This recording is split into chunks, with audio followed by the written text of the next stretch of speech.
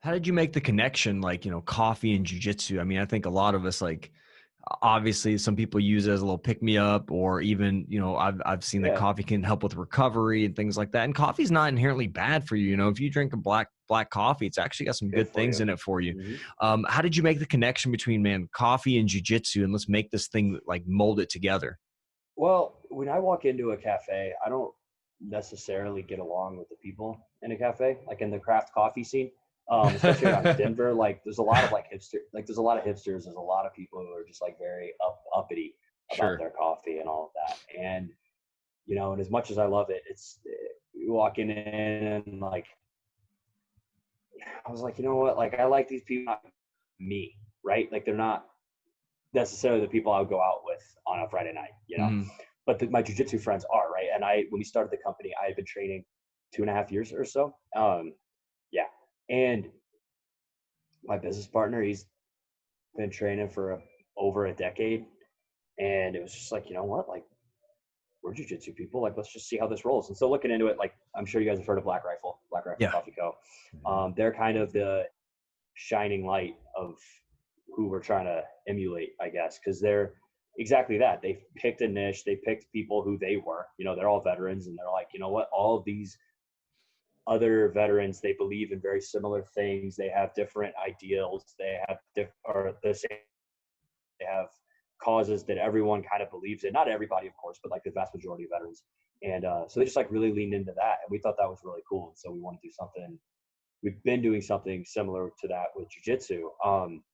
And beyond that, we've wanted to expand the market past jiu-jitsu, and that's something we've been working on this year, is really trying to fit more of a Red Bull type niche, where it's just combat sports, it's extreme sports, it's just anything that's just high energy and just like getting after life. And our roots are obviously jiu-jitsu. Hmm. Yeah. I mean, it's like, it is, I think I feel like there's a market for it. And coffee is one of those things that there's always, it's a renewable thing, like, meaning, like, people are always going to need more coffee. If it's something that's part of your lifestyle, which it is for a lot of Absolutely. people, part of, your routine in the mornings. Like, I mean, for me, like, having a cup of coffee in the Hmm. mornings, like, just almost like ceremonial. So there's like a ceremonial thing to it as well, kind of a tradition, so to speak. So it definitely is something that, combining that with jujitsu, it kind of makes sense, and having something specific for jujitsu, I guess. And my question, it would be like, how do you feel like your brand is specific to jiu-jitsu? Like, what sets it apart, and makes it specific to what we do, on the mats? I think what really sets us apart is that we've got all of the jiu-jitsu and the culinary experience. Mm. My business partner, he looks at it like any world-class roaster would. I mean, he's really diving into what makes good coffee good coffee. Looking at different varieties all the time, looking at different origins, different, like, just trying all kinds of stuff all the time, and always perfecting what he does. As if he looks at it as if our marketing was absolutely terrible, could we still sell this product? Mm. Right. And I look at it like, if our product is complete bullshit, could we still sell it? Mm. And so I think that's really what sets us apart, and what really is, I think, our launch platform for all of Mm. it.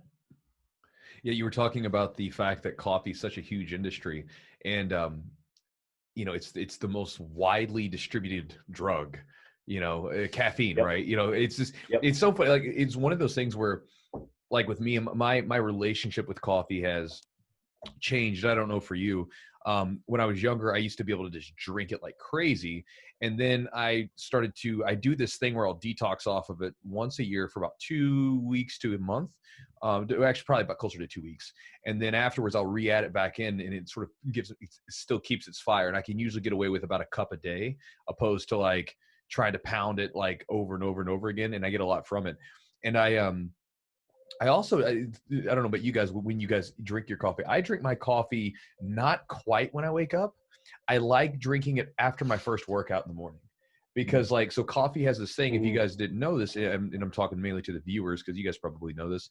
Um, when you take in a little bit of caffeine with, like, say, for instance, if you're doing like post workout, if you get done working out, a little bit of caffeine will help upregulate the amount of nutrients that you're taking in. Mm. So for instance, like let's say if you just got done working out and you're getting in some carbs and some protein, if you drink a little bit of coffee or caffeine, you don't have to like kill it, but if you drink a bit of caffeine, it'll actually help absorb that nutrients faster. So it can be a great post-workout recovery if you can tolerate it.